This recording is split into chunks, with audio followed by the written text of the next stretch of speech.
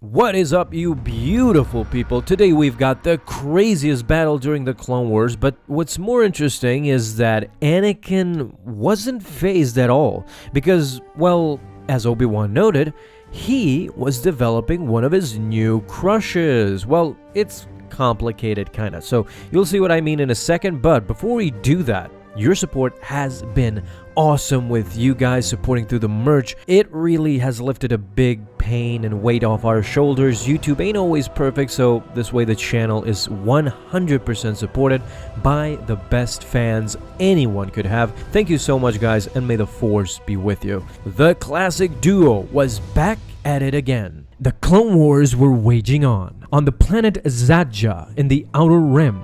Word had reached the Republic that this planet had become a new droid manufacturing center for the Geonosians and the Separatists. Now the Republic forces had arrived. At this point, there was still no sign of enemy activity. Obi Wan turned towards his apprentice, told him to get his field pack. They need to scout the... But Anakin wasn't paying attention. Anakin again said Obi Wan. He was watching a young female Jedi. Anakin, for the last time, approached Obi Wan. "Oh, sorry, Master. What were you saying?" said Anakin. Obi Wan teased him. "Are you developing another one of your crushes?" "No, Master," said Anakin. "It is just that Master Tono, she is so young. It's not right that she was sent on a mission this dangerous. After all, he knows what happened to his other masterless Padawans, his friends on Jabim. They were all slaughtered." Obi Wan apologized. He must have misunderstood Anakin. But this war calls upon all of them. They need to be ready when the challenge comes. Now, Master Tono as well was ready to look into the enemy's position. All three of them went up into the hill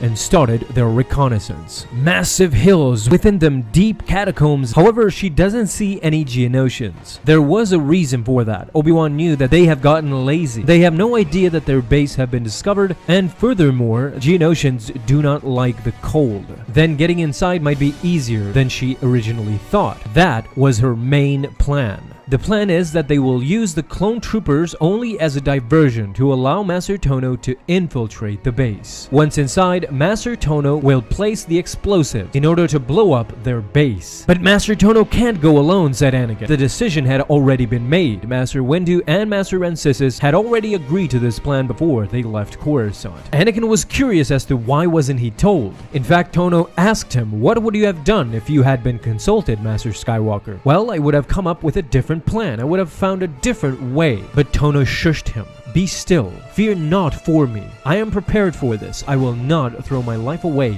needlessly." With that, she was on her way, with Obi-Wan greeting her with, "May the Force be with you." Yet Anakin was still saddened. It was not long ago that he lost a lot of his friends on Jabim. A horrendous battle. Yet now he sensed that something would go wrong again. She and her late master had made studies of architecture and engineering. That knowledge was necessary in order to bring down their entire base. Now both the Jedi and the Republic fleet were heading towards the Separatist base, trying to create a diversion. Master Tono was waiting. Once all of the Separatist forces gathered and took their places outside of the base, Tono sneakingly went inside the catacombs. Her main mission was to infiltrate the generator room. Once she approached, she noticed that some Geonosians had stayed behind. She ignited her green lightsaber and slashed at the Geonosians, cutting them in half, while one of them was pointing their sonic blasters at her. Shooting directly towards the Master, they hit her and knocked her back.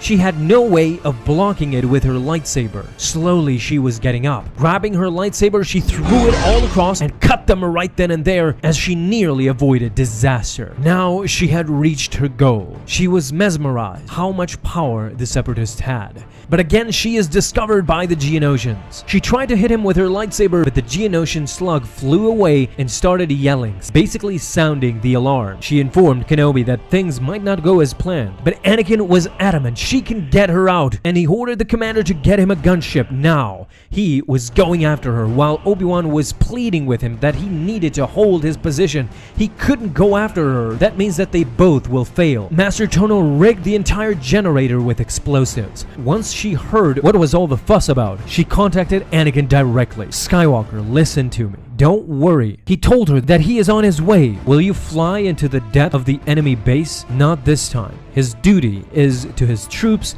and to the Republic, not to her. She appreciated his concern, but she knew the risks when she took this mission. In the end, she told Anakin to please allow her to make peace with death. Complete your part of the mission, as Anakin begrudgingly turned back with Obi Wan watching in the distance. She thanked Anakin and ignited her lightsaber. All the Geonosians were coming. At first she tried to kill as many as she could, trying to defend herself, but it was no use. They shot her again with their sonic blaster. Being completely surrounded and having no other choice, she took her lightsaber and flinged it toward the bag which held the detonator and the explosives. Once it was slashed, she prepared for death.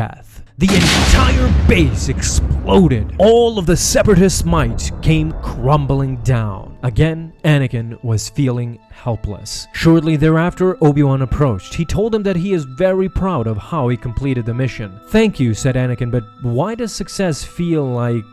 "I know, Anakin," said Obi-Wan. "Master Tono's sacrifice was a loss. We've seen too many of them. But we must trust that if we stay true to our ideals, her sacrifice will not have been in vain. All they can do now is try to keep her memory in their hearts." In the end, her sacrifice, diminishing the forces of the Separatists, were worth it. As the comic issue ends right here, guys, thank you so much for stopping by and watching this video. What did you think of Anakin's behavior in this comic? It started off kind of clunky. You thought that he might have been having another crush, as Obi-Wan suspected, but no. In the end, it always comes back to Anakin's fear of death. Like his mother and like his friends, now he wanted to save Master Tono as well. Unsuccessfully, I might add. But as always, Obi-Wan was there to console him and to actually grieve with him in a way. So leave your thoughts and your feedback down below in the comments, guys. Thank you so much for stopping by again. Have an awesome day, and may the Force be with you always.